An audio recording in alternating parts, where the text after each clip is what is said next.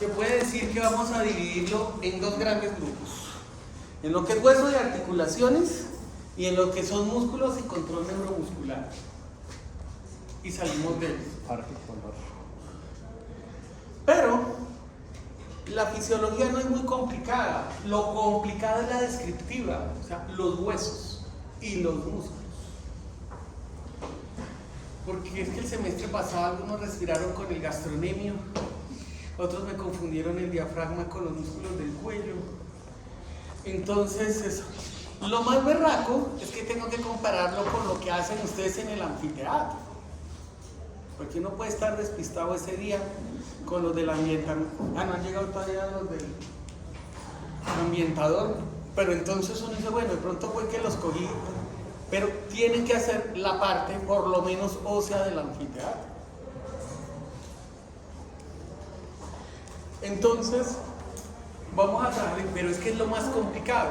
No nos vamos a dedicar a ver la parte descriptiva de los huesos ni de los músculos, que es como le decían a uno: inserción, inervación, acción y basculación, sino vamos a verlo por, entre comillas, cadenas cinéticas. Entonces, vamos a ver cuáles son los músculos flexores de tal componente del brazo, pero mal o bien, no es solo un músculo, son muchos a veces. Con los huesos tenemos que verlo de una manera muy clara, que es lo que nosotros vemos todos los días.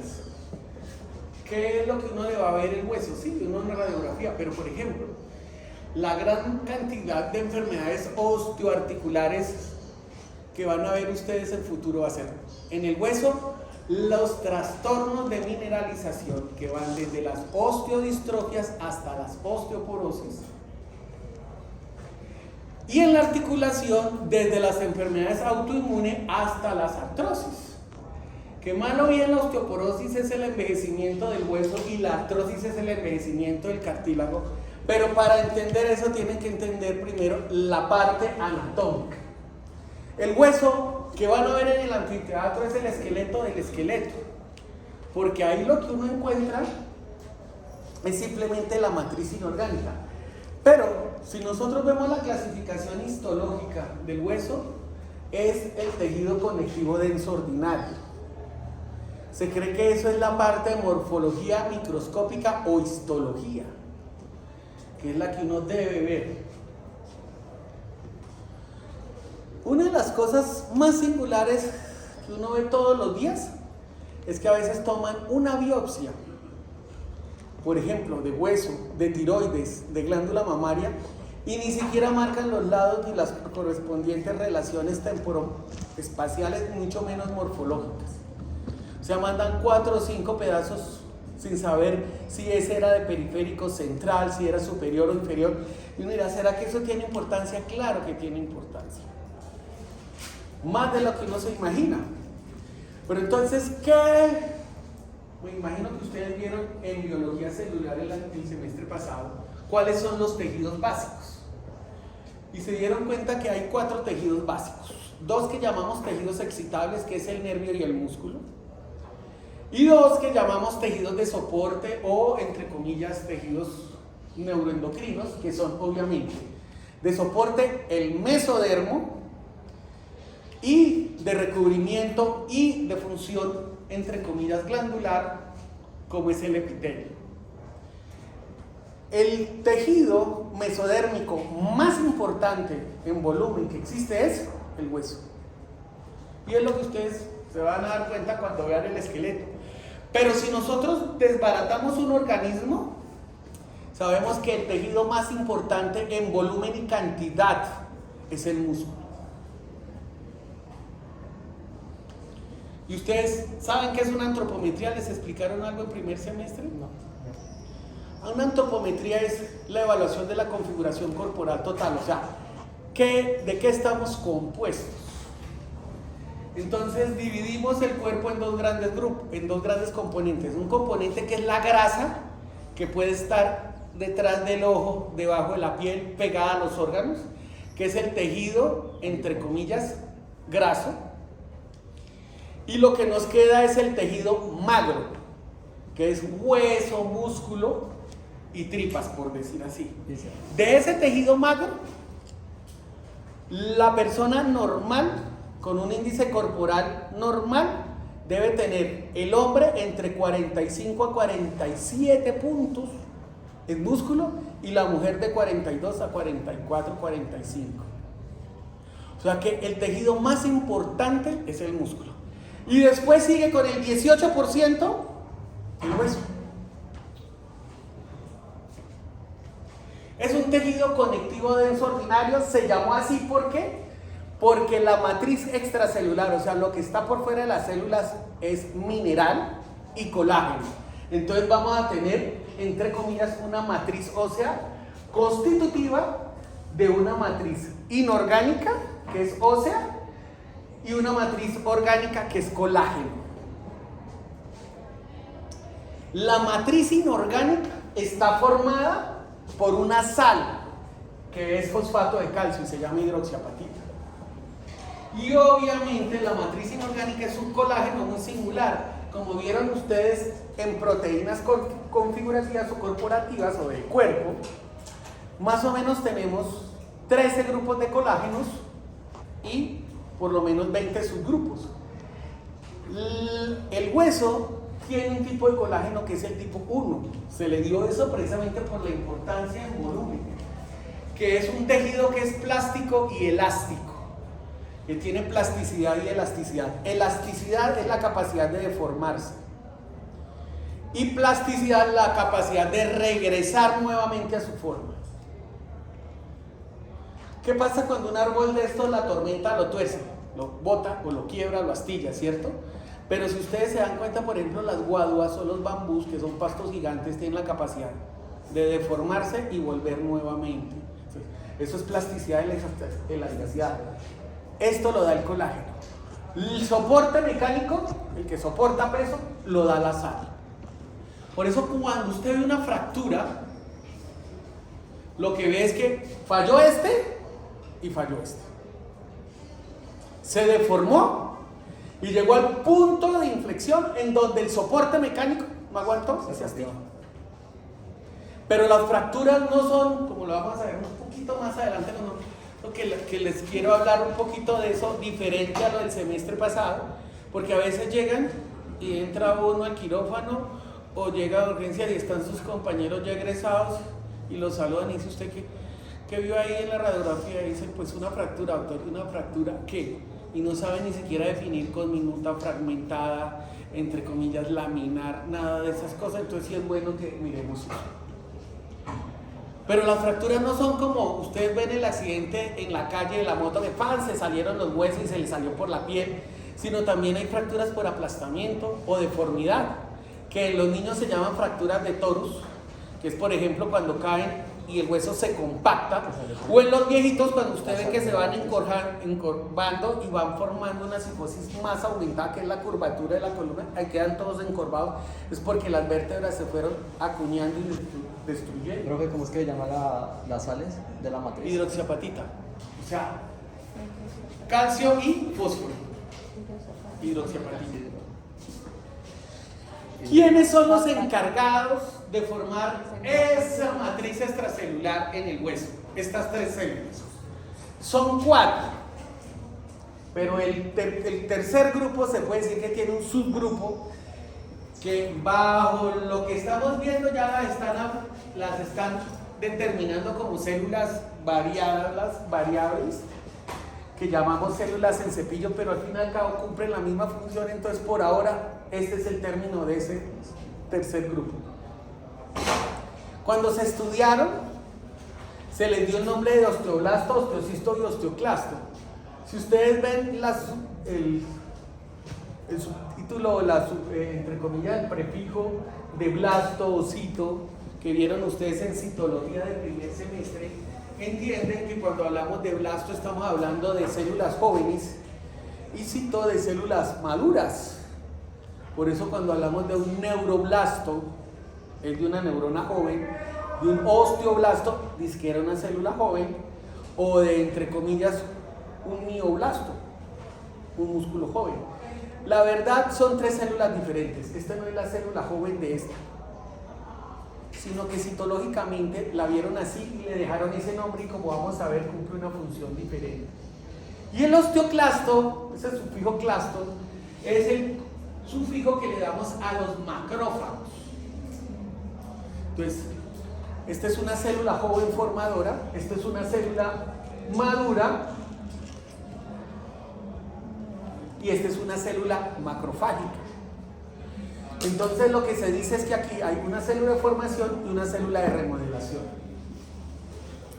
El osteoblasto, eso sí lo tenemos ya muy bien determinado, se deriva del estroma de la médula ósea. Entonces, si ustedes se acuerdan, la médula ósea también, ¿qué otra cosa produce en el cuerpo? Eritrocitos. Sangre. Eritrocitos. Es la médula roja. Sangre en toda su totalidad, no solo eritrocitos. Ahí están las células madres pluripotenciales y multipotenciales. Ustedes ya saben que es la diferencia entre pluri y multi, ¿no?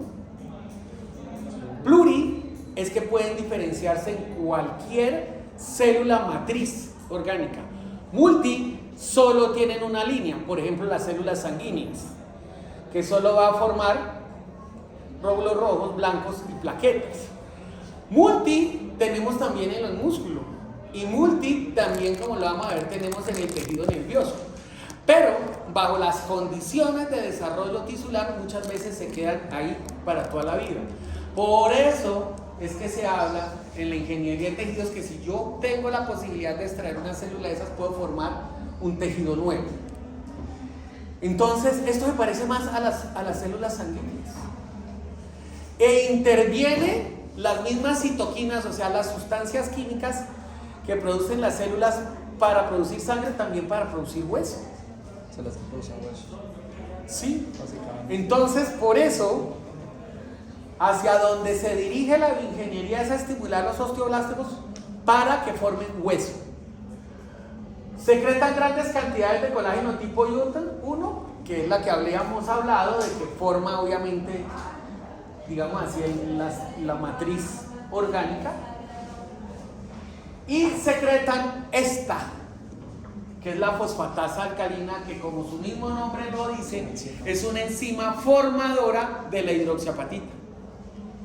Por eso la que destruye la hidroxiapatita es la fosfatasa ácida.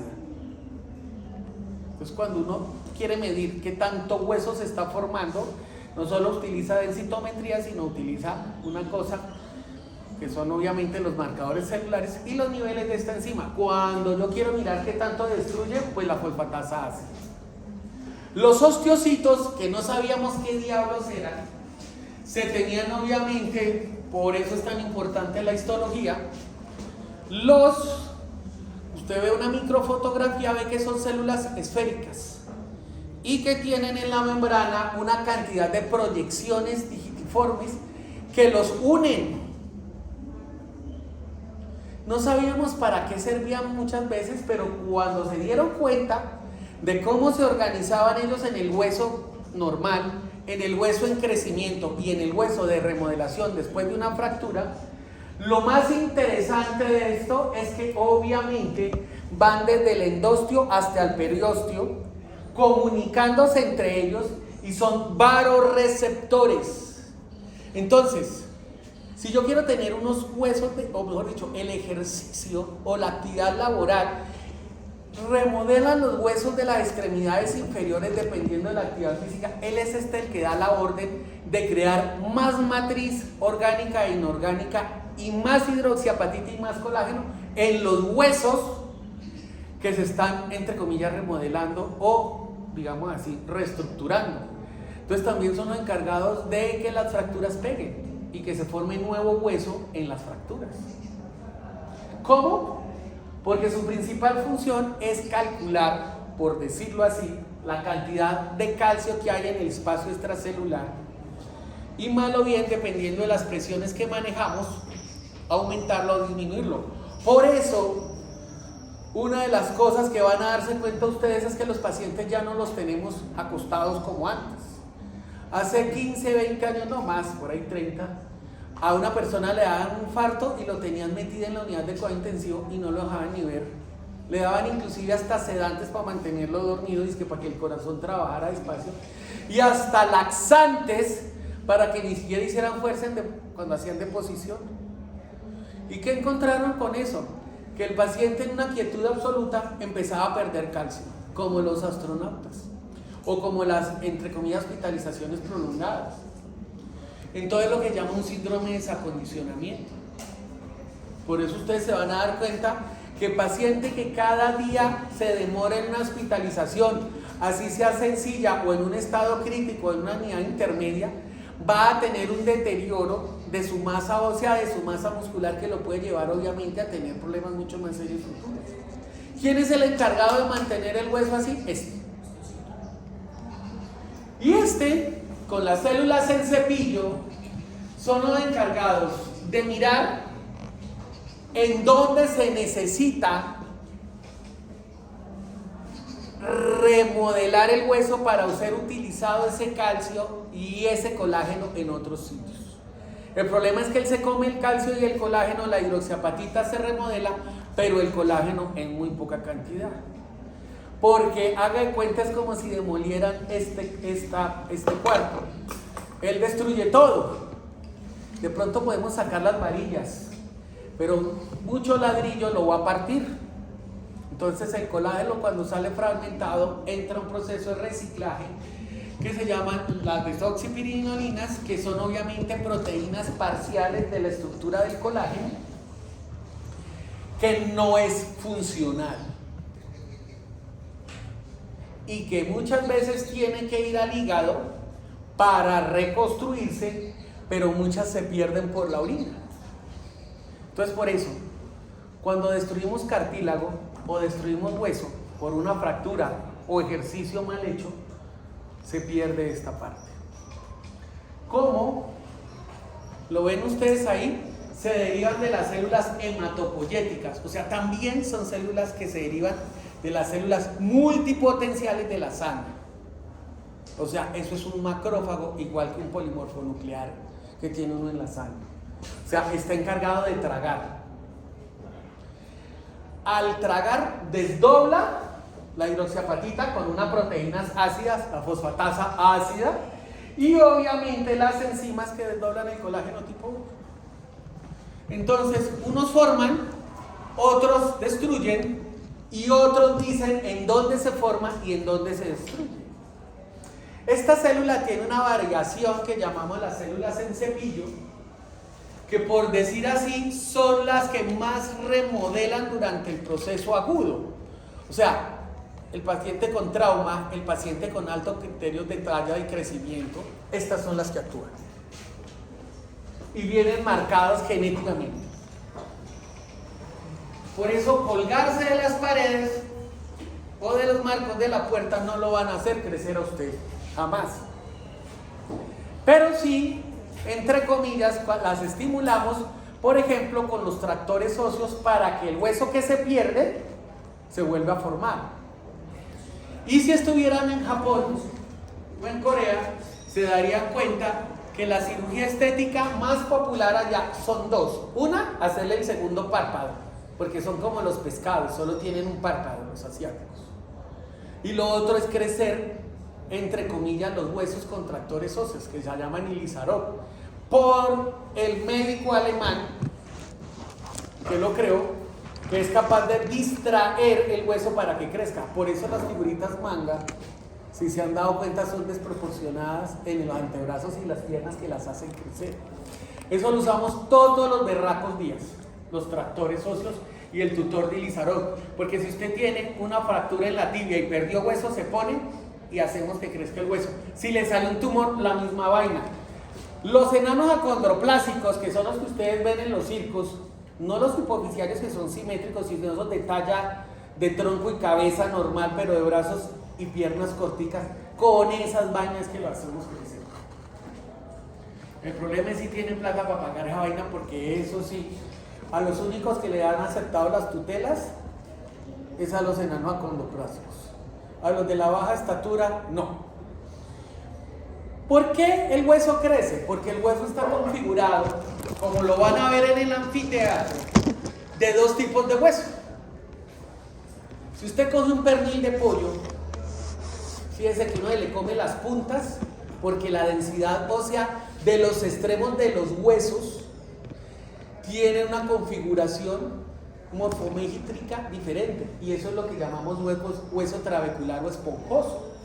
Pero si yo le meto un mordisco a la mitad del hueso, o sea, a la diáfisis, sí se van a dar cuenta que es duro y se astilla, y eso es un hueso compacto.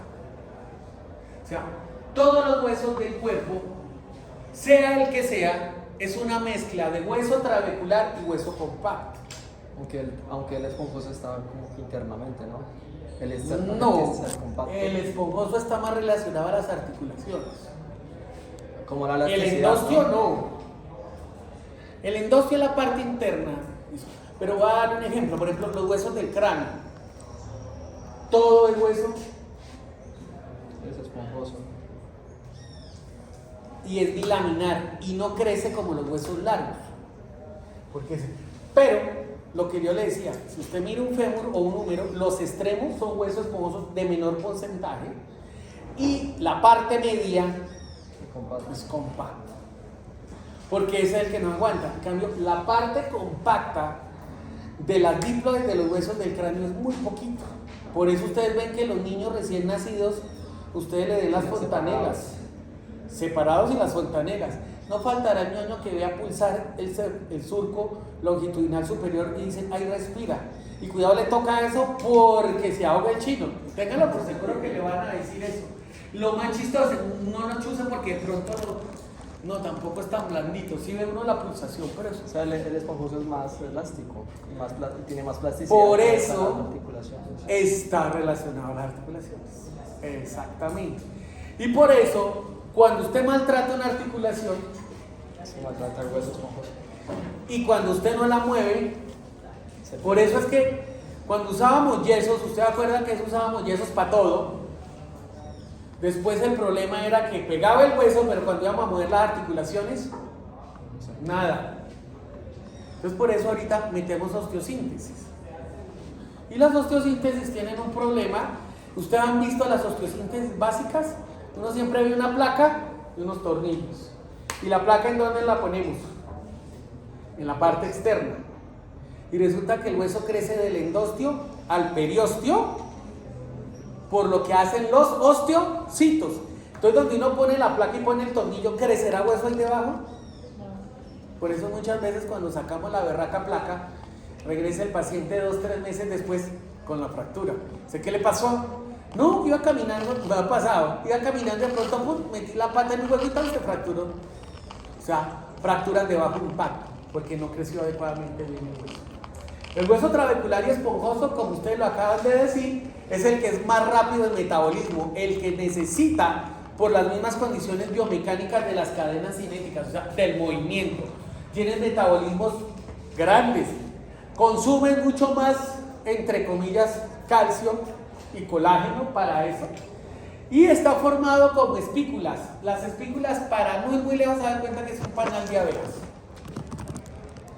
Entonces, esas figuras geométricas le dan también la capacidad de aguantar presión y distracción.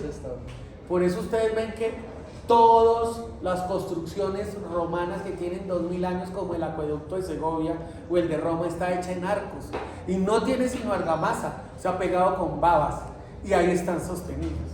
Pero fíjate que tiembla y aquí se abren los muros y todas las vainas, porque esto es una estructura poco funcional. Y constituye de todo el hueso el 25%. Entonces es un porcentaje relativamente bajo para el peso del esqueleto total. Por eso ustedes van a ver en los huesos del anfiteatro que la parte media del hueso es dura, pero la parte periférica es como esponjosa. Ustedes ven ya hueso. En otros semestres con medicina y también con enfermería, para el laboratorio de fisiología los llevábamos allá al laboratorio de materiales y maderas, que ¿qué es lo que hay allá? Una prensa a la berraca, que sin hablar carreta distrae o contrae a la madera y puede mirar usted por libras de presión cuándo aplasta la madera y cuándo se raja la madera. Exactamente lo mismo los huesos. Entonces si usted hoy consigue en cualquier carnicería, o llevamos un hueso viejo de estos, ve como un hueso fresco aguanta 10 veces más que un hueso viejo de esos del anfiteatro.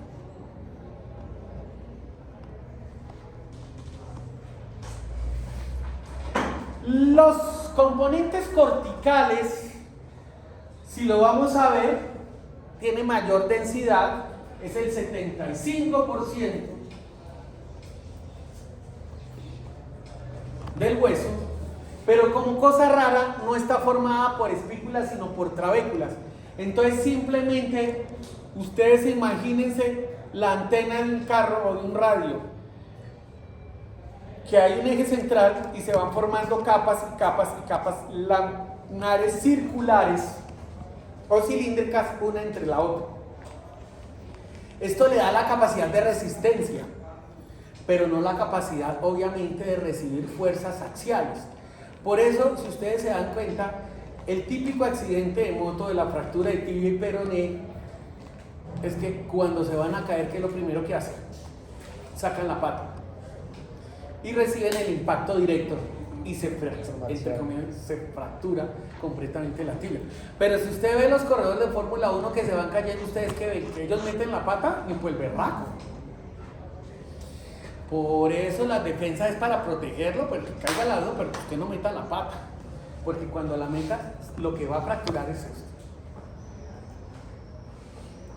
Ese sistema laminar así cilíndrico, uno entre otro, son lo que conocemos nosotros como los canales haversianos, por Havers, que los descubrió, y entre el colágeno, la hidroxiapatita y los sistemas de irrigación es lo que llamamos sistemas haversianos o sistemas funcionales que llaman osteones. Eso lo podemos medir por densitometría ósea. O sea, nosotros en este momento somos capaces de mirar el esqueleto y decir, mira, aquí hay más hueso, hay menos hueso, este hueso puede tener fracturas o no. Eso se llama densitometría ósea. Y podemos con el mismo aparato mirar todo el organismo y decir, mire, esto es piel, esto es grasa, esto es músculo, esto es hueso, una configuración corporal total. Y con esos mismos aparatos podemos mirar la morfometría de las vértebras y de las cabezas femorales y humerales para decir si la droga que le damos para que se meta el calcio al hueso está funcionando o no, en base a estas características. Los huesos crecen de una manera diferente, porque dependiendo del porcentaje de tipo de hueso también crecen de una manera diferente. Por eso es que los mandan a ustedes a medir los niños. Por eso también nosotros medimos los adultos y los pesamos. Y más de una viejita dice, ay, en la cédula yo tenía más. Pues claro, se está encogiendo por la osteoporosis. Por eso también, sin hablar carreta, ustedes ven las líneas de crecimiento del bienestar familiar, que son las tablas más comunes que van a usar, y por percentiles van a darse cuenta que, entre comillas, la estatura con respecto al peso, la estatura con respecto al diámetro torácico, la estatura con respecto al diámetro craneano, nos puede dar un índice de crecimiento. ¿Saben qué es el hombre de Vitruvio? Bueno, el hombre de Vitruvio fue el mejor ingeniero de la antigua Roma. Cuando uno va a la necrópolis romana y dice, mire, aquí era el Senado romano, que lo de historia existe, él fue el que diseñó esas cosas. Miguel Ángel obviamente toma mucho de la arquitectura de él para diseñar la figura humana, pero el que verdaderamente profundizó en la anatomía y que es la base de todo esto es Leonardo da Vinci con el Codex Atlanticus, que la contraportada es el hombre ese que está dentro de un círculo, y que lo denomina el hombre de Vitruvio por medidas perfectas. La talla es equivalente a su envergadura, y sentado usted es la mitad de su talla y de su envergadura. Eso se llama un individuo mesomórfico y está basado exclusivamente en eso. Por eso las medidas en dibujo se basan en esas mediciones de Leonardo da Vinci, que un hombre adulto, la cabeza es 8 veces el cuerpo, una mujer 7, y un niño sin llegar al crecimiento es 5. Por eso cuando ustedes ven, digamos, las esculturas en mármol de Miguel Ángel, dicen, pero ¿cómo logró la perfección? Básicamente porque utilizó todas esas medidas queda eso. El libro de Leonardo da Vinci, El Codex Atlántico, está en el Museo del Vaticano, usted lo ve bien lejos, pero lo ve. Y están todos los dibujos de anatomía que se necesitan para aclarar cualquier duda de la anatomía moderna. Por eso termina el libro diciendo que no se necesita disecar ningún cadáver más para saber de anatomía, y efectivamente es así. Las copias de Vesalio, las copias de Testis-Latarjet y lo que ustedes usan en libros de anatomía es basado en eso. El problema es que ustedes saben que en esa época no se, entre comillas, guardaban muy bien los cadáveres como esto. Entonces el sótano de Da Vinci en Milán, ¿se imaginan a lo que olía? Pero lo más berraco no es eso, es que ustedes saben que Sixto IV lo juzga a él por brujería y toda esa vaina, por disecar, pero lo perdona porque es capaz de diseñarle todo lo que es la estructura del Vaticano. La Capilla Sixtina, por eso se llama Sixtina por Sixto IV, y las 4 columnas de Bernini, también las de mármol negro, que se cree que son ¿quiénes? Los 4 apóstoles, que son obviamente la base del cristianismo. Juan, Pedro, Chucho, yo ni me lo sé, pero eso lo vienen diciendo todos los curas, ¿no? Y son los evangelistas. Entonces, cuando uno los pone, que ustedes, yo no sé por qué no dan epistemología, ni los de medicina, y llega usted a una entrevista y le pregunta unas vainas y usted sabe por qué se llama tal cosa, ni siquiera se acuerda, ni sabe. Eso es parte de la educación holística de los profesionales de la salud. Nunca se les olvide eso. Ya que estamos hablando, dice que la educación debe ser integral. Como hace un tiempo muy chistoso con sus compañeros, que uno le preguntaba por qué llaman vacunas a las vacunas. Muy bien, doctores, porque la primera vacuna humana es la de la viruela de las vacas. Y después Koch hizo lo mismo, y Stalin lo mismo. Entonces dejaron el nombre de vacunas porque era una viruela de las vacas. Y era obviamente una viruela vacuna. Entonces cuando uno oye eso y se me vacunaron, ¿y de dónde viene la palabra? Ni siquiera se sabe, obviamente. La epistemología del concepto de vacunación queda uno más asustado. La formación intramembranosa es como la del cráneo. Por eso ustedes ven que la cabeza del chino crece, pero crece en base a membranas. El esternón igual, las costillas igual, la escápula igual, la clavícula igual, la cintura pélvica igual.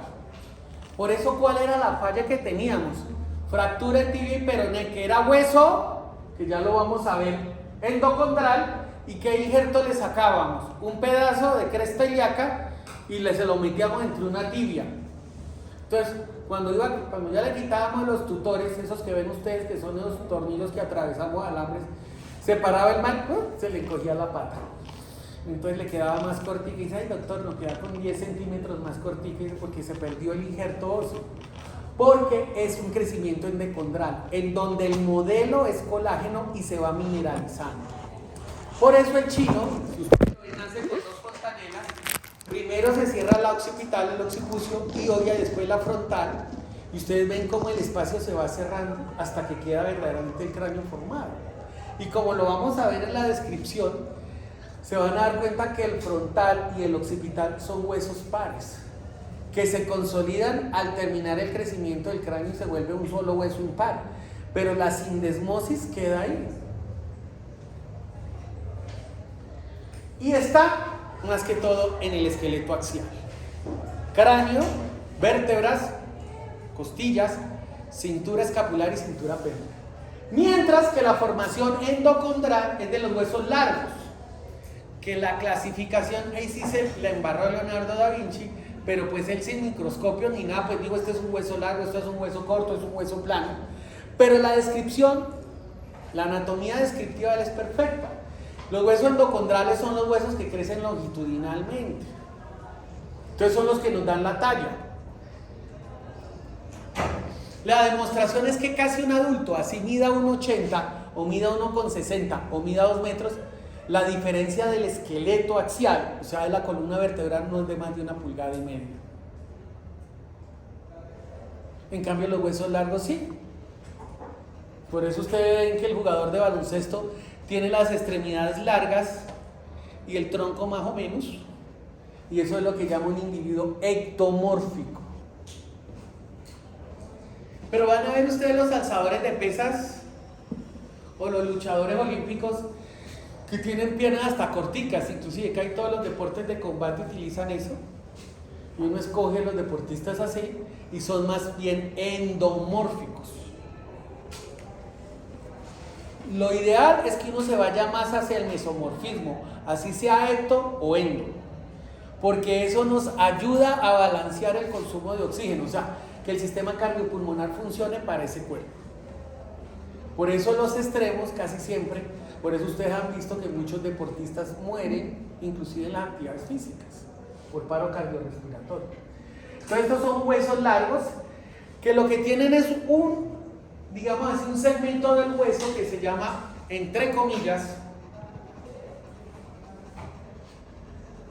el anillo de crecimiento, y se denomina también técnicamente metáfisis, que es donde las láminas se van superponiendo para hacer crecer el hueso. Esa velocidad de crecimiento obviamente le da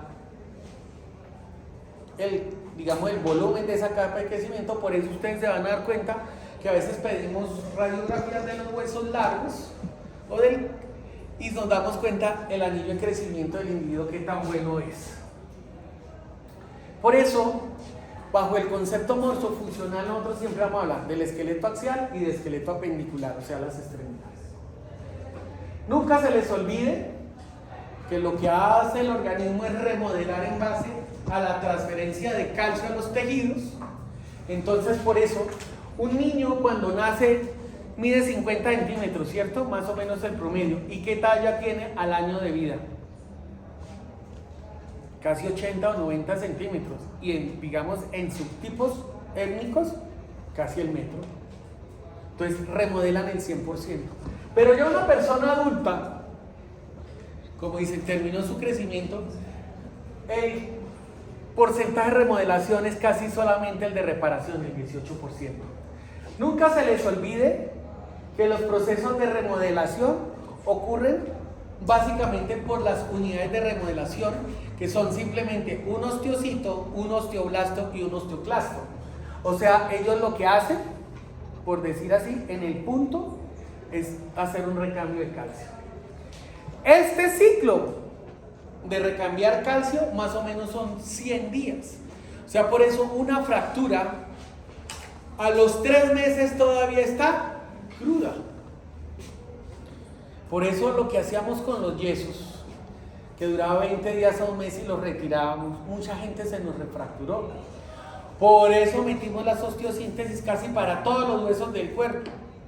Pero se dejan inclusive posiblemente para toda la vida en algunos tipos de fracturas. Nunca se les olvide que la remodelación es muy rápida. El 5% de la masa corporal total ósea se remodela en base a 2 millones de unidades de remodelación. O sea, verdaderamente el hueso todos los días está cambiando. Por eso todos los días le tenemos que aportar nutrientes. Por eso es tan importante los aportes de calcio. Y como vamos a ver más adelante, porque dicen, no, es que usted viejo no absorbe el calcio, mentiras. Si a los niños hay que darles calcio, a los viejos inclusive más calcio, porque el ciclo de remodelación es muy pobre. Los ciclos de remodelación verdaderamente y las funciones de remodelación dependen mucho de factores. Pero podemos decir que los factores los podemos dividir en factores intrínsecos, o sea, lo que interviene verdaderamente con el código genético, con el código de género, o sea, es muy diferente el esqueleto del hombre al de la mujer. Y obviamente, digámoslo así, con los cambios hormonales que se tienen, porque ustedes se van a dar cuenta que durante el desarrollo en la adolescencia priman, obviamente en la mujer los receptores estrogénicos, mientras que en el hombre los androgénicos, y eso le da una configuración especial al esqueleto de la mujer en la adolescencia y al esqueleto del hombre en la adolescencia. Pero también cuando llega la menopausia o la andropausia, estas estructuras, entre comillas, se deterioran. Esto se lo tienen que aprender. Porque es muy triste que a veces le llegan a usted pacientes con fracturas patológicas y le pregunta a uno, ¿a usted le pidieron alguna vez hormona tiroidea? No, doctor, eso jamás. O peor, sí, yo soy hipotiroideo y todos los días tomo droga. Peor todavía, no, yo soy vegetariano, yo soy un animal vegano. Le dije, usted es de la familia de los ratones, de los conejos. Hasta ahí llegó su proceso evolutivo, qué bien. Ahora, ¿por qué entonces no se aguantan los dolores óseos y viene una que le haga un milagro? No, es que, por ejemplo, es el colmo que en este país se hable de que cada 10 niños, 4 se han desnutrido. O sea, los aportes nutricionales de los niños son fundamentales para desarrollar todas estas cosas. O otras enfermedades que puedan afectar eso. Entonces, ¿quién ayuda a estimular el hueso? La PTH, la hormona paratiroidea. La tiroides, ya saben ustedes dónde está. Hay una pequeña glándula por encima de la paratiroides, por eso se llama la paratiroides. Es del tamaño de una lenteja, tiene un color amarillento. Y ahí es donde se produce la hormona paratiroidea. ¿Qué hace la hormona paratiroidea? Estimula los osteoblastos. O sea, estimula el crecimiento óseo y controla el metabolismo del calcio. Dicen, el calcio es solo para los huesos. Miren, cuando veamos nervios, los nervios funcionan a través de despolarizaciones del calcio. Cuando veamos las neuronas funcionan dependiendo de las concentraciones de calcio. Cuando veamos el corazón se contrae dependiendo de las concentraciones de calcio. ¿Qué otro tejido funciona con calcio? Todos. Entonces la segunda es la 1,25 de hidroxicolecalciferol. Que saben ustedes que eso es una hormona, pero una hormona que se deriva del colecalciferol, que es ¿cuál vitamina? La D.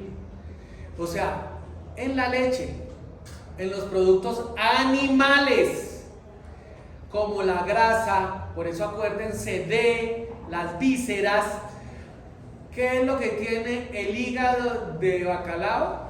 Rico en vitamina A y D, ¿no? La emulsión de Scott. ¿Por qué se inventaron la emulsión de Scott? Por la cantidad de niños raquíticos del siglo XIX. Porque se daban cuenta que los que tenían buena alimentación, y especialmente en los países del norte de Europa, que les regalaban las tripas de los bacalaos, porque no podían cómo comprar los hígados con que se hacían los caldos, igual que el caldo de pajarilla aquí. Los pacientes o los niños crecían más o menos bien, y los que tenían esas deprivaciones alimenticias quedaban chaparros. Entonces se dieron cuenta que eso lo denominaron como una anormalidad en esa vitamina y lo denominaron raquitismo. ¿Qué tenía de característica eso? Que no solo tenían esqueletos pequeños, sino masas musculares pequeñas y en algunos casos retraso mental. Entonces, yo me tomo la vitamina D en las grasas animales. Por eso es tan importante no echarle margarina, sino mantequilla a los productos. Por eso ojalá la leche entera. Por eso son tan importantes las vísceras en la alimentación de los niños. Va al hígado y en el hígado se hidroliza la primera vez, entonces convierte en 1,hidroxicolecalciferol. Va al riñón y se hidroliza la segunda vez y se convierte en 1,25 de hidroxicolecalciferol. Entonces, por eso el paciente que sufre de daño renal no es capaz de convertir el 1 en 1,25 de hidroxicolecalciferol y sufre lo que llamamos una osteodistrofia renal. Por eso nos mueren los pacientes de la unidad renal cuando no se les da 1,25 de hidroxicolecalciferol y hacen un paro cardíaco. Y la hipertensión no la controla nadie y la hipercolesterolemia no la controla nadie. Perfectirijillo, para eso es la bioquímica. T3 y T4, la hormona tiroidea, la hormona de crecimiento humano, Human Growth Hormone, el factor de crecimiento similar a la insulina, el grupo 1. ¿Cuál es el anabólico por excelencia en el ser humano? Muy bien, la insulina. Uno va al gimnasio y en los gimnasios que lo hacen crecer a uno hay como 3 tipos de gimnasio. El gimnasio chichipato, que utiliza los productos veterinarios y se vaya, cómprese unos 5 centímetros de boldenona, que eso se vuelve usted como un motorratón. No crece mucho, no le va a crecer mucho tampoco las bolas, pero eso se pone usted así. Entonces el gimnasio chichipato, usted va a la veterinaria y dice, ¿tiene boldenona? Dijo, ¿usted tiene ganado? Dijo, sí, sí. Entonces se inyecta medio o 1 centímetro, usted en 6 meses está así. Mucha dinamita, pero poca mecha. Si va a un gimnasio donde tenga buen asesoramiento, dice, no sea marica, no se ponga eso, póngase insulina cristalina. Entonces por eso usted antes de ponérsela, traga atún, entre comillas piña y todo, y le pone la insulina y arranca en el gimnasio. Entonces es como el señor Arnold Schwarzenegger y toda esa gallada que se anabolizan berracamente, pero no entran a intervenir en las hormonas esteroideas. Las hormonas esteroideas dependen de los ésteres del colesterol y ahí está la tal testosterona, la progesterona y obviamente los estrógenos. Pues por eso, si uno sabe manejar eso, no solo se va a mantener usted con una masa muscular muy buena toda la vida, sino que evita que se envejezca, porque la hormona de crecimiento, como lo vamos a ver, aunque sea un minutico en el sueño, sabemos que lo que se secreta en el sueño lo mantiene uno joven. No es que ahora empiecen a dormir en clase, ¿no, doctores? Pero dormir bien es muy importante, mal acompañado es lo peor que pueden hacer, nunca les olvide eso. La prostaglandina G2, ¿qué son las prostaglandinas? Los factores que se producen en la membrana de las células, o sea, son citoquinas. El factor de crecimiento tumoral. ¿Por qué ese nombre tan berraco para estimular los tumores? Porque se encontraron obviamente en los tumores. ¿Por qué crecen tan rápido los tumores? Porque estas citoquinas las producen todas las células, pero se encontraron obviamente más en los tumores malignos y por eso se habla de las enfermedades metastásicas, ¿no? Pero son citoquinas que todos tenemos y que las usamos. Y los estrógenos, ¿los hombres producen estrógenos? Sí, las mujeres también. Usted tiene colesterol, el colesterol se descarboxila y cuando viene y quedan 21 carbonos se convierte en progestágenos, que eso lo hacen las glándulas suprarrenales y en el caso de las mujeres en el ovario. Si pierde un carbono más se convierte en andrógenos, que eso lo hacen las suprarrenales y el testículo en el hombre. Y si pierde un carbono más se convierte en estrógenos. Por eso los hombres tienen estrógenos y las mujeres también, y ambos tienen receptores. Por eso, irónicamente, el que quiere cambiar de sexo es más fácil convertir un hombre en una mujer que una mujer en un hombre. Sí. Inclusive, ellos saben muy bien que nada más está contra las drogas de planificar hasta le mejora la piel. Esas se llaman aromatasas, las enzimas. Por eso cuando aparece el acné o se empieza uno, como decía una amiga ginecóloga, endocrinóloga, decía, cuando la niña le pone bigotuda y piernipeluda como un ratón, es aquí donde falló. Entonces, más adelante van a dar cuenta ustedes que a uno le pasan las cosas no es porque sí, es que hay una razón de ser. Entonces, hay que intervenir ahí, pero eso hombres y mujeres lo producimos. ¿Quién inhibe el crecimiento? Los corticoides. ¿Pero cuáles corticoides? Muy bien, los glucocorticoides. Cuando se producen los progestágenos, también se producen los glucocorticoides y los mineralocorticoides en las suprarrenales. Entonces, por eso es tan delicado. Exactamente, inhiben el crecimiento. ¿Quién hace que se destruya el hueso? Y miren que aquí aparecen nuevamente los mismos, la PTH y la 1,25. Eso significa que tienen acción endocrina y paracrina. O sea, son anabolizantes y catabolizantes dependiendo de la necesidad del individuo. ¿Me entienden el concepto? O sea, una hormona es capaz o de formar o de destruir. Por eso ustedes ven pacientes y dicen, no, yo soy diabético y mire, la insulina me dejó ciego y mire cómo estoy todo seco como una uva pasa. Pero también se va a dar cuenta que unos diabéticos bien manejados tienen unas masas musculares y usted no les dio una arruga. La PTH y la 1.25. Las interleuquinas. El grupo 1 y el grupo 6. Y se van a dar cuenta, como lo decía su compañero, que también intervienen en la maduración de las células rojas, en los eritrocitos. Por eso muchas anemias cursan con osteoporosis y muchas osteoporosis y anemias cursan con neuropatías, como por ejemplo las anemias megaloblásticas. O sea, todo esto va unido. Por eso, si no entiende uno el concepto de integralidad, esta vaina se jodió. El factor de necrosis tumoral, la subtracción alfa. ¿Quién inhibe la destrucción ósea?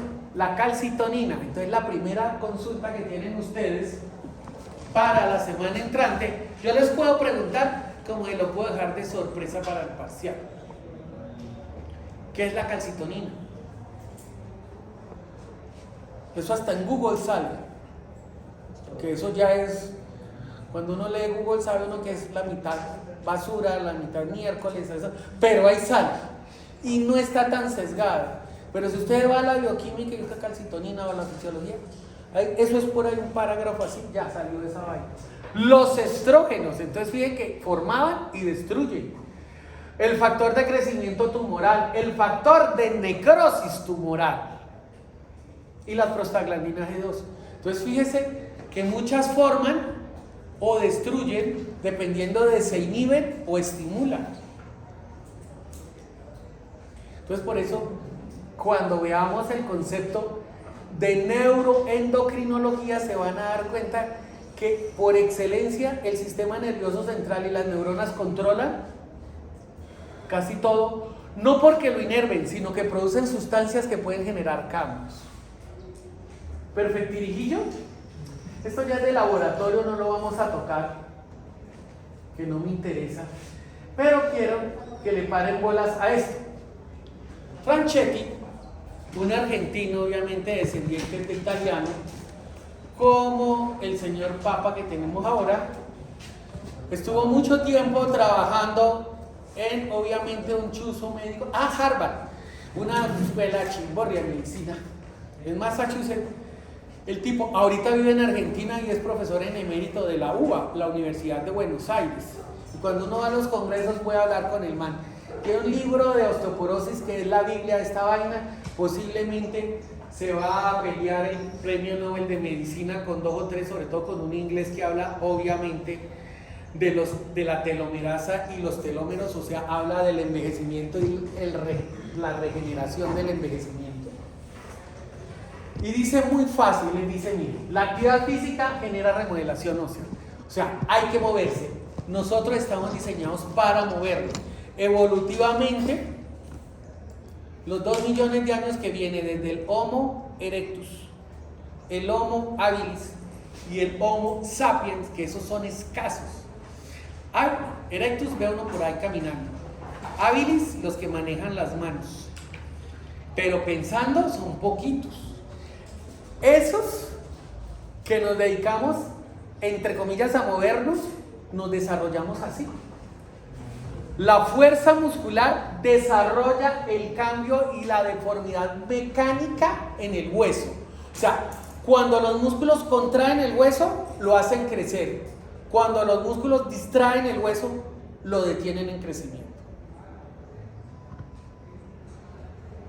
No es que ahora comiencen a darle calvazos a los enanos, pero por eso las cadenas cinéticas de movimiento se basan en ese concepto y el entrenamiento físico, que los vamos a ver un poco más adelante, para el martes. Esa deformidad mecánica del hueso va a producir obviamente energía mecánica y energía eléctrica. ¿Qué hace el músculo? El músculo coge la energía química y la convierte en mecánica. O sea, lo que tiene acumulado en azúcar y grasas lo vuelve movimiento. El hueso también.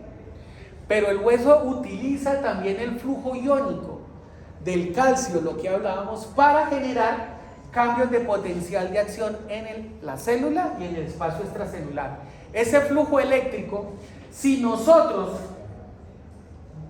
distraemos el hueso, nos genera actividad osteoclástica, o sea, distracción.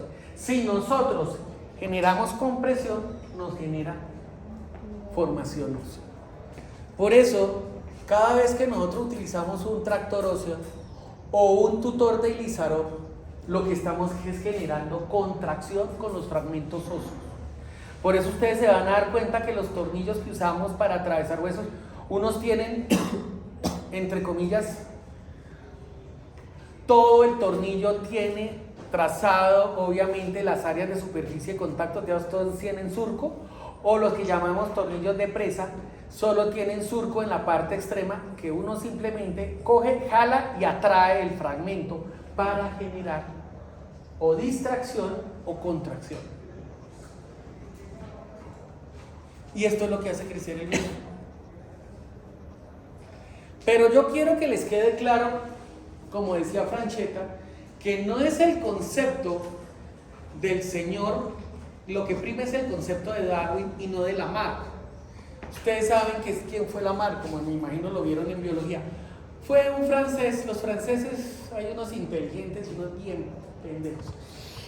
Pero Lamarck decía que la actividad física hacía crecer y evolucionar las especies.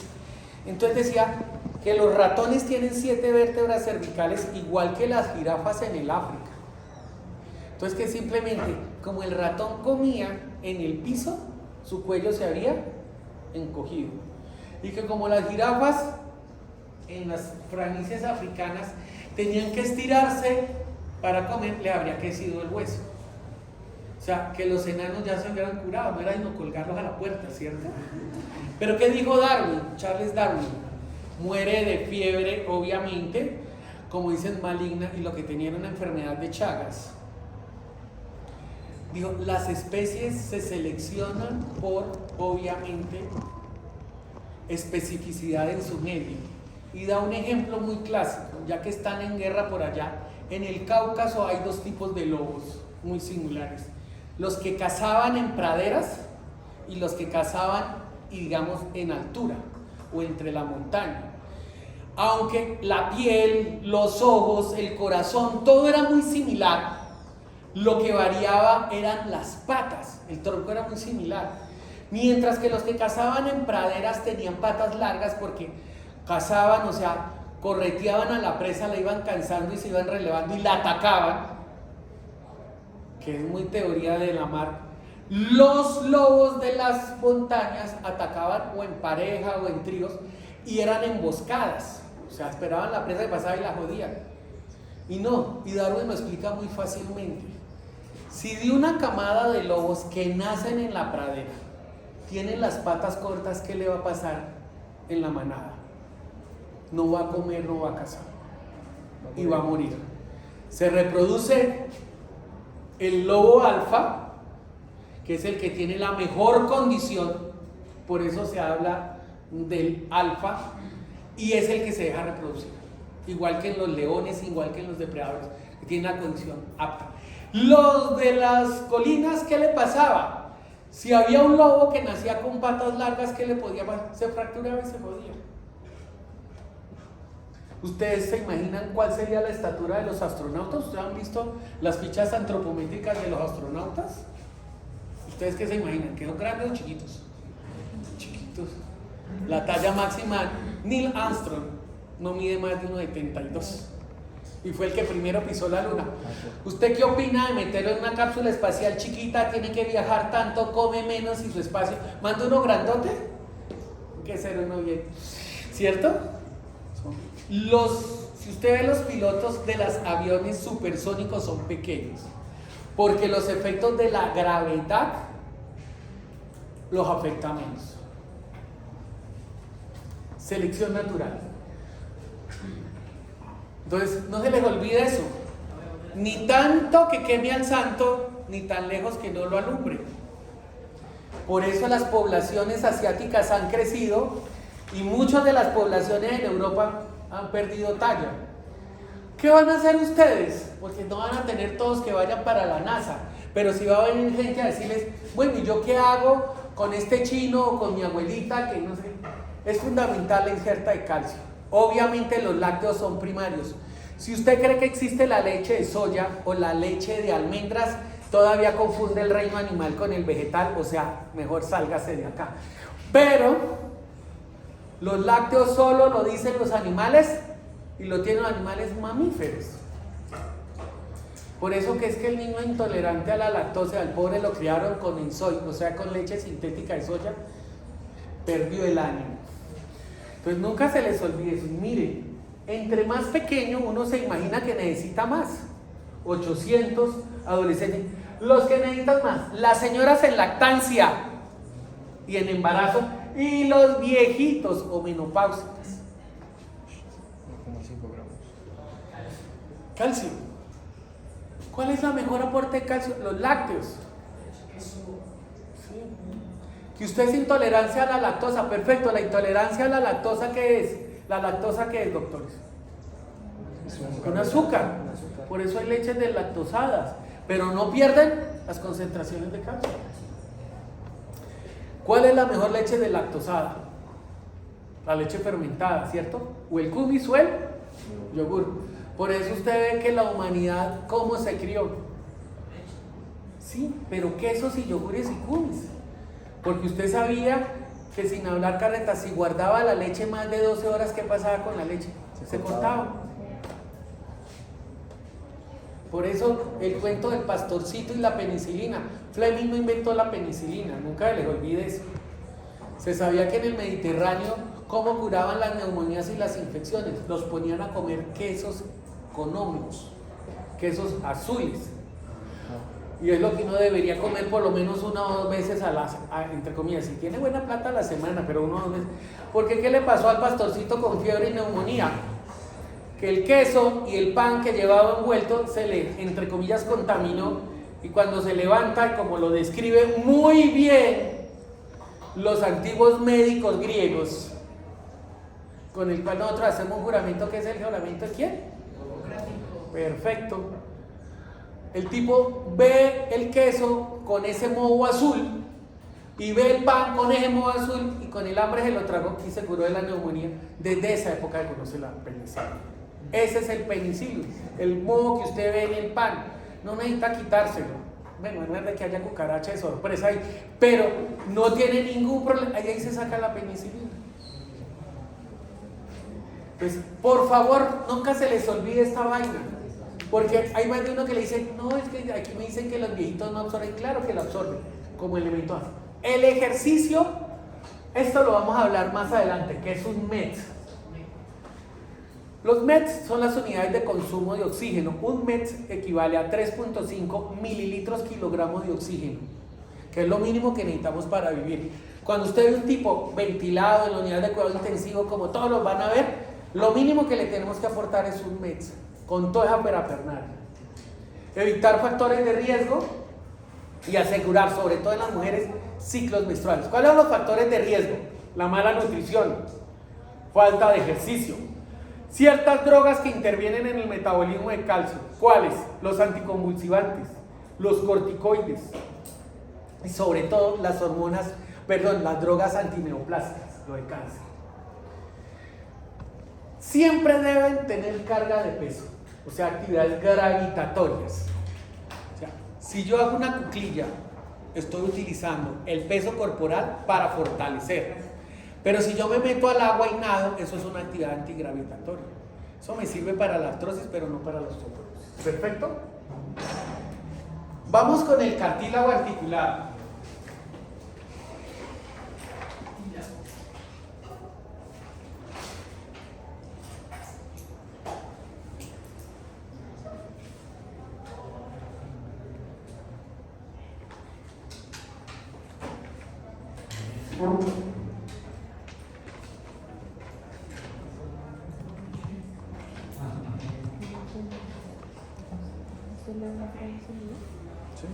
Es que hay como El cartílago es una cosa muy singular, y por favor no la embarren en ese concepto.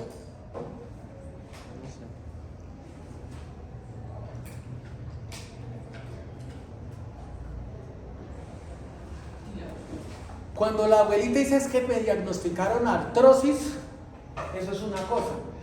Pero le preguntan a ustedes qué es artritis, y artrosis es la misma vaina. Artrosis es la enfermedad, artritis es la inflamación del cartílago.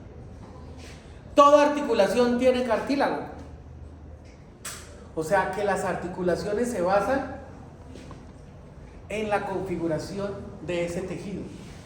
Lo singular del cartílago es que es un tejido conectivo especializado, así lo llamaron. Pero chistosa, mientras que el hueso es tejido ordinario, el cartílago es disque especializado. Sí es cierto que el cartílago tiene menos células que el hueso y que su espacio extra o su componente extracelular tiene más componente orgánico y agua sobre todo. Pero lo importante es que el cartílago es fundamental para las articulaciones diartrodiales. ¿Cuáles son esas? Las que tienen movimiento y que trabajan con ejes de movimiento sobre el concepto de cadenas cinéticas. Entonces yo les voy a dar el ejemplo. Si yo muevo un brazo, pedaleo una bicicleta, nado en una piscina, tengo dos tipos de movimiento. Una cadena cinética abierta, que es por ejemplo la de los brazos o las piernas, y una cadena cinética cerrada, por ejemplo, como es la de la columna. Les voy a dar otro ejemplo. Si yo suelto un tipo aquí en esta recta y lo pongo a correr, y al lado va uno en patines y al lado uno va en bicicleta, saben que el que se desplaza es el que corre. Las cadenas cinéticas, lo que se desplaza en el patín son las ruedas, aunque haga movimientos, y en la bicicleta lo que desplaza son las llantas, aunque él le dé la propulsión a las llantas y a las balineras o a las llantas del patín. Entonces son cadenas cinéticas, unas abiertas y las otras cerradas. Si yo levanto el brazo, es una cadena cinética abierta, ¿cierto? Pero si yo con el brazo y lo levanto y lanzo una piedra, es una cadena cinética cerrada. Y los músculos y los huesos funcionan diferente. Todo eso depende de cómo nos movemos. Por eso trabajamos también en base de palancas. De primero, segundo y tercer género, que ya las conocen eso. La matriz extracelular es precisamente también hecha en colágeno, pero el colágeno que utiliza es un colágeno rico en agua, es hidrofílico, que a medida que va envejeciendo la persona se mineraliza y por eso aparece en la artrosis. ¿Y se mineraliza con qué? Con calcio. Por eso a uno le da risa que a veces los pacientes dicen, es que la radiografía dice que tengo mucho calcio en las articulaciones, por eso me dijeron que no debería volver a tomarlo. Las carillas articulares dependen de un concepto que se denomina lubricación o, más que eso, el concepto que también utilizan los pulmones, que es la mínima fricción molecular posible. O sea, entre menos roce, más movimiento. Y eso es lo que llamamos sulfatantes.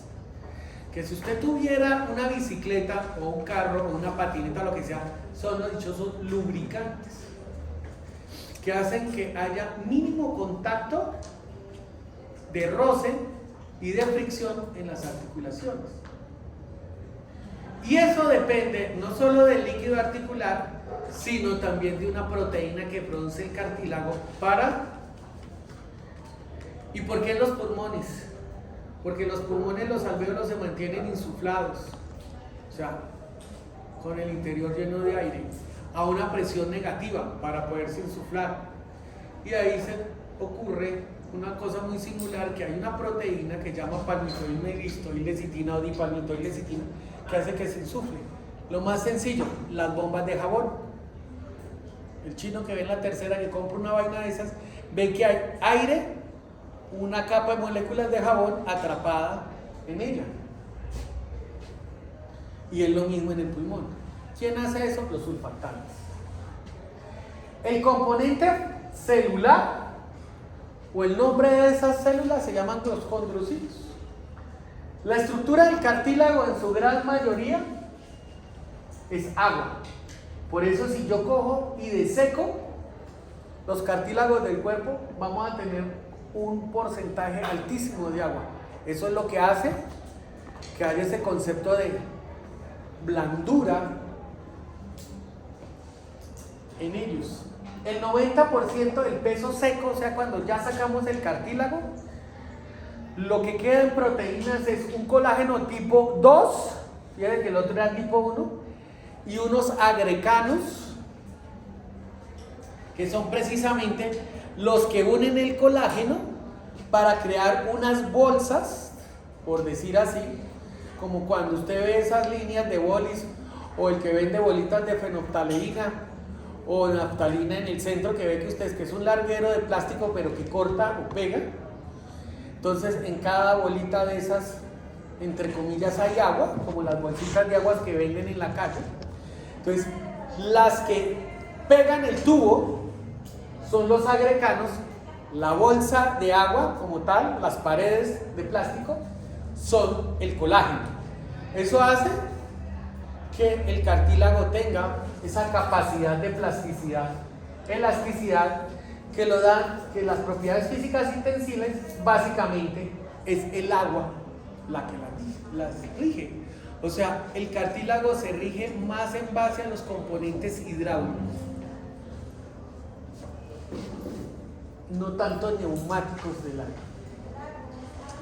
La matriz extraarticular, pues verdaderamente es como tal de puro colágeno, y eso hace que el cartílago articular como tal tenga una constitución muy singular. No tiene irrigación, por eso es muy transparente. Cuando usted coge un pernil y lo abre así, fíjate que el cartílago ya es blanco, ¿cierto? Pero si ustedes cogieran ese mismo pernil crudo, se darían cuenta que ese cartílago es casi transparente. No tiene circulación, porque bajo esa condición se evita que la acumulación hídrica se pierda por los capilares, o sea, por la osmolaridad. Son simplemente bolsitas de colágeno, o digamos paqueticos de colágeno, que se acumulan llenas de agua. La circulación lo que nutre es la cápsula articular, en donde pasan los nutrientes al líquido articular y donde el cartílago se alimenta. Pero también, bajo esa condición, el hueso que está debajo del cartílago se nutre por esa condición. Y la circulación que llega también por el hueso nutre el cartílago.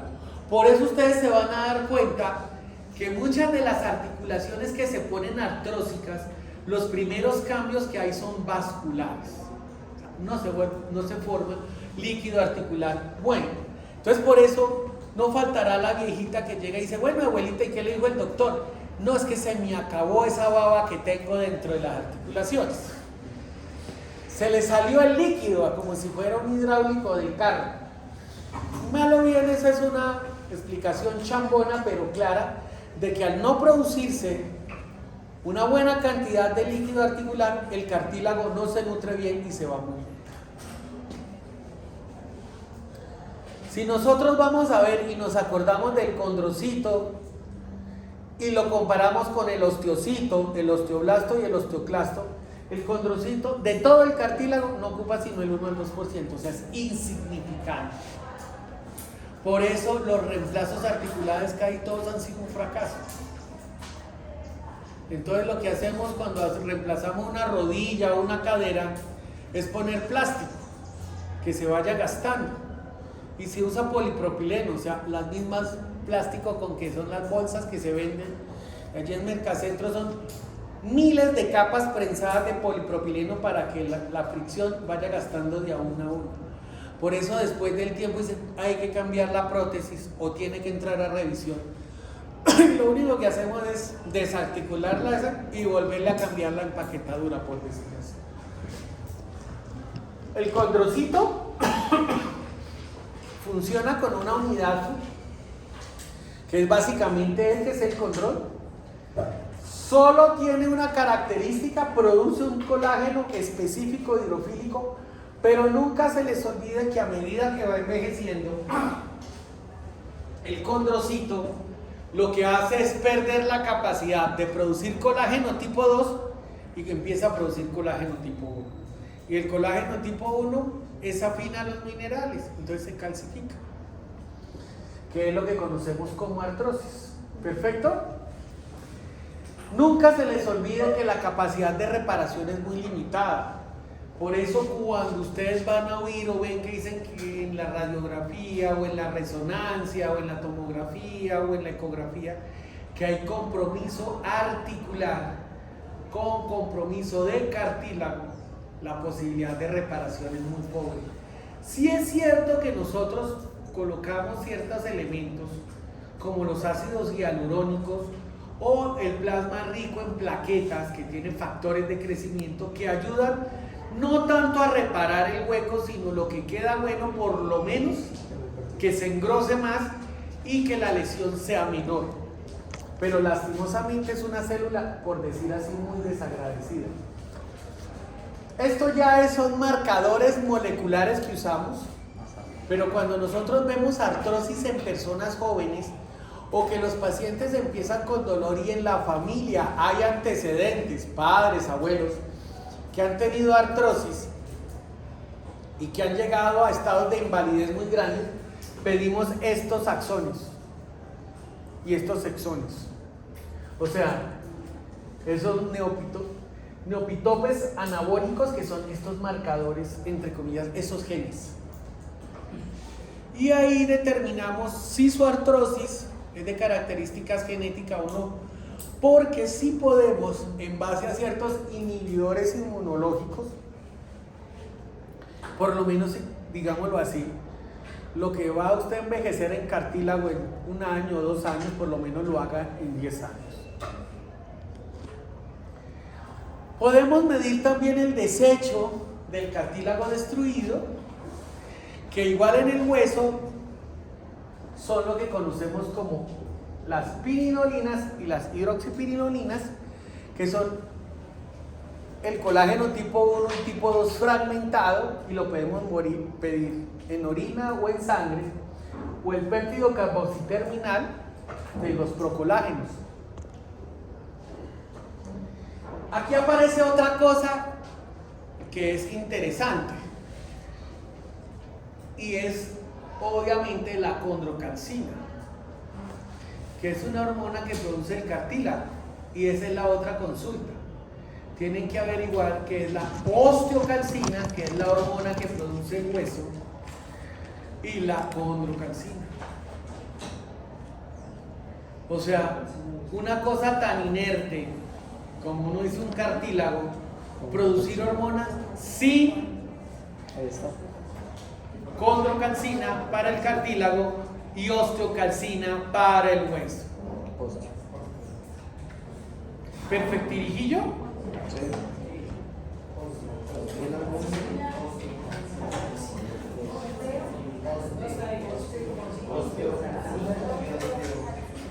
Condro y osteo.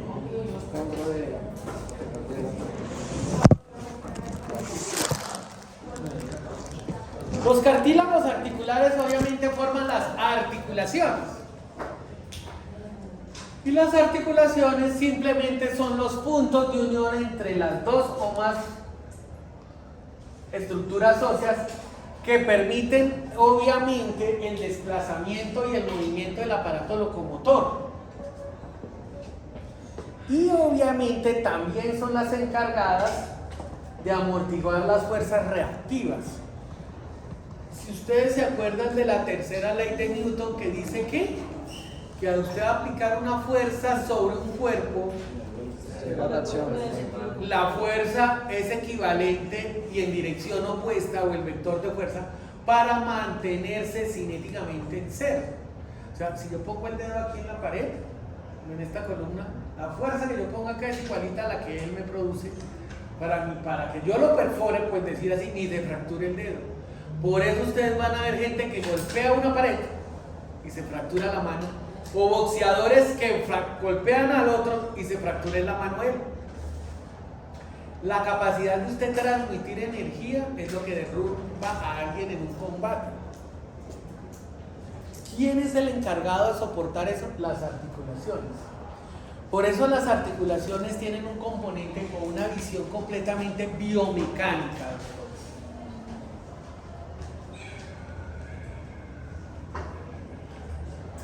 Y aunque tienen, como decimos, un constituyente histológico, o sea, una configuración específica, lo que más nos interesa es la función biomecánica de las articulaciones. Las articulaciones relativamente son simplemente cartílago articular, cápsulas articulares y estructuras de soporte, que no solo, por decirlo así, alinean la articulación, sino que también soportan los vectores de fuerza sobre la articulación. Entonces, por eso, lo que vemos en las estructuras musculares y los tendones, que son obviamente los elementos que unen los músculos al hueso, es completamente diferente a la función de los ligamentos, que desde el punto de vista articular, mientras que unos transfieren el vector de fuerza, o sea, músculo y tendón, los ligamentos soportan la línea de tensión. Por eso ustedes ven que en un mal movimiento se llevó el ligamento cruzado anterior de la rodilla. Pero es muy diferente cuando dicen, ese individuo se desgarró tal músculo durante el esfuerzo. Porque mientras uno es el vector de fuerza que el músculo no soportó, el otro es la fuerza que se realizó en la articulación que el ligamento no lo soportó. Entonces, vamos a tener articulaciones desde el punto de vista histológico, fibrosas, cartilaginosas y componente sinovial, o vamos a verlas biomecánicamente, que es lo que vamos a ver, por eso se llama morfofisiología, que son tres tipos, o más bien, tres familias o grupos articulares diferentes. Y empecemos por la más sencilla, que son las articulaciones que, por ejemplo, tiene el cráneo o la cintura pélvica, que son uniones de hueso que no tienen movimiento y se llaman sinartrodiales. Que el cartílago articular se fusionó con el hueso y que, por ejemplo, en el caso del cráneo son lo que conocemos nosotros como cisuras craneanas. ¿Perfecto? Pero también vamos a tener articulaciones en las cuales no tenemos cápsula, no tenemos ligamento, ni no tenemos sinovial, pero sí tenemos, por ejemplo, un fibrocartílago o un tejido fibrocartilaginoso, como los discos intervertebrales, que son las anfiartrósicas, y las que solo tienen movimiento limitado en los ejes de la columna, en el caso del disco intervertebral. Pero vamos a tener el otro tipo de articulaciones que tienen movimiento dependiendo de los ejes de inserción de los músculos, que son las que conocemos como diartrodiales o articulaciones móviles. ¿Perfectirijillo? Entonces, hay articulaciones diartrodiales que manejan un solo eje de movimiento, como las articulaciones de las falanges de las manos. Entonces esas se llaman condiloideas. Hay articulaciones como el codo que tiene un eje de movimiento sobre un vector y otro eje de movimiento sobre un vector axial, que se llaman, las unas son condiloideas y estas se llaman trocleoartrósicas.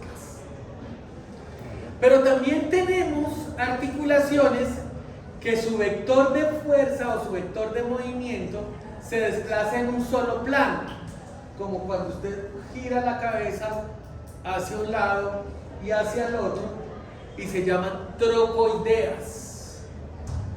Pero también tenemos articulaciones que el eje o el vector de movimiento tiene un ángulo de 90 grados con respecto, obviamente, al vector de fuerza. Entonces se llaman articulaciones de encaje recíproco, como la articulación del pulgar para que haga oposición con cada uno de los dedos. Se llama Homo erectus porque simplemente se paró en dos patas, ¿cierto? Bueno, en el tren posterior. Pero cuando encontraron el Homo habilis, que es el simio que pudo tener los tres movimientos básicos del miembro superior: aducción, abducción, pronosupinación de codo y oposición de pulgar, para tener la pinza para agarrar. Esto es lo que nos definió casi como homínidos superiores. ¿Ustedes han visto cómo cogen, entre comillas, los homínidos las cosas? Así, ¿no? Por eso es asustador cuando les ponen el lapicero entre los dedos y no hacen pinza. Por eso es aterrador cuando cogen los cubiertos en garra, más no en pinza. Esto lo desarrolla el niño ¿a qué edad? Desde el nacimiento ya. En el tercer trimestre. Agarran. Por eso ustedes ven que el tetero lo agarran así y después agarran el día medio y tiene uno que tiene un hueco en la mitad. Pero lo primero que uno hace cuando, entre comillas, ve niños entre los 6 y 9 meses, pasarle cosas pequeñas a ver si es capaz de hacer pinza. Lóbulo frontal, cisura precentral. El primer año de vida de un niño define la conducta y el coeficiente intelectual para toda la vida. ¿Cuál articulación nos faltaría? Muy bien, la glenohumeral y la coxofemoral, que todos los ejes los trabajan. Entonces hacen una rotación. ¿Cómo se llaman esas articulaciones? Las que trabajan. Entonces, eso lo vieron ustedes primero, es lo primero que les decimos que les enseñen en biomecánica. Lo hice. No sé. En artrosis. Pero venga, les pregunto, ¿esto es una rotación? ¿Esto es una rotación? ¿Esto es una rotación? Eso se llama circunducción. No rota el puño, no rota la cabeza, no rota la columna, hacen movimientos de circunducción. La que rota es el hombro y la cadera. Perfectirijillo, porque nosotros no somos como las muñecas Barbie o las que venden que tiene una bola ahí donde gira la cabeza, ¿cierto? Para hacer este movimiento de circunducción quiere decir que más de una articulación recorre los 360 grados. Entonces, primero está el occipital sobre la primera vértebra que se llama atlas, que son condiloideas, y después el atlas con el axis, que es trocoidea. Entonces es un movimiento conjugado de dos articulaciones. Perfectirijillo. Ya vamos a acabar, chicos. Nunca se les olvide que los ligamentos son repliegues de la cápsula sinovial que refuerzan simplemente como las bisagras el movimiento articular. El soporte periarticular, el que no deja que usted se luxe, son los tendones y los músculos, y están por fuera de las articulaciones. La cápsula, los ligamentos y los tendones, oíganlo bien, no el cartílago, la cápsula, los ligamentos y los tendones son de colágeno tipo 1. O sea, ¿qué pasa con el colágeno tipo 1? Se mineraliza. Por eso cada vez que entramos y cosemos un tendón, ¿qué le pasa a ese tendón? No solo pierde la capacidad de elasticidad, sino que se fibrosa y se mineraliza. ¿Perfectirijillo? Entonces, ya para terminar, la cápsula sinovial está formada por dos tipos de células. Las tipos de células A, que se derivan del monocito, o sea, es un macrófago, igual que el osteoclasta. y las B que se derivan del fibroblasto, que son las que se encargan de producir el colágeno de estas. Así de sencillo es esto. Por eso cada nada hacemos biopsia sinoviales para saber si lo que tenemos es una enfermedad autoinmune, entonces las células A están alborotadas, o tenemos un proceso degenerativo y las células B están deterioradas. Perfectirijillo.